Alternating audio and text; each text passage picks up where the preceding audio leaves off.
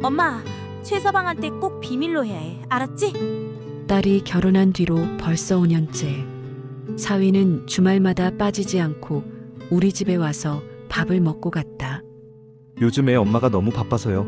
반찬할 시간이 없대요. 사위는 늘 그렇게 말하며 웃었다. 나는 그 말이 한편으로는 미안했다. 딸이 밥을 제대로 챙겨주지 못하는 건 아닐지, 그래서 사위가 집밥을 못 먹고 다니는 건 아닐까 싶어서였다. 그러던 어느 날 딸이 출장 간다는 전날 밤이었다. 문득 사위 생각이 났다. 딸이 사위 챙겨 먹을 반찬은 해두고 가는 건지 괜히 걱정이 앞섰다. 연락도 하지 않고 나는 반찬 몇 가지를 챙겨 사위 집으로 찾아갔다. 그런데 집에 사위는 없고 딸만 있었다. 당황한 표정의 딸을 지나 무심코 냉장고를 열어보았을 때 나는 잠시 말을 잃었다. 반찬이 가득했다. 국도 반찬도 며칠은 먹고도 남을 만큼 차곡차곡 정리돼 있었다.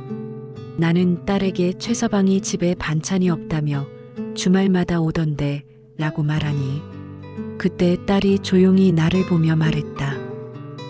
엄마, 사실은 엄마 혼자 계신 거 알잖아? 그래서 매주 일부러 최서방이 간 거야. 엄마, 최서방이 좋아서 하는 일이야. 그러니까 모르는 척하고 그냥 지내. 생각해보니 그랬다. 사위는 밥만 먹고 바로 가지 않았다. 꽤 오래 머물렀고 내 이야기를 들어줬고 함께 장도 봤고 집에 고칠 때는 없는지 둘러보며 살폈다. 그리고 늘 저녁이 다 되어서야 돌아갔다.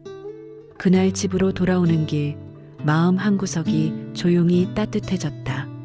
나는 5년 동안 사위의 말을 믿고 있었지만 사실은 그 마음을 전혀 모르고 있었다.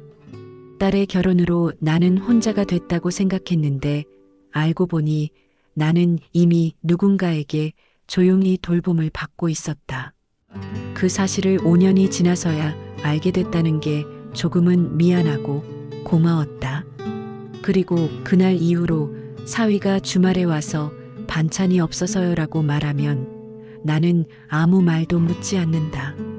그저 밥을 차리고 같이 앉아 천천히 이야기를 나눈다. 모르는 척하는 게 가장 따뜻한 대답이라는 걸 그제야 알게 됐으니까.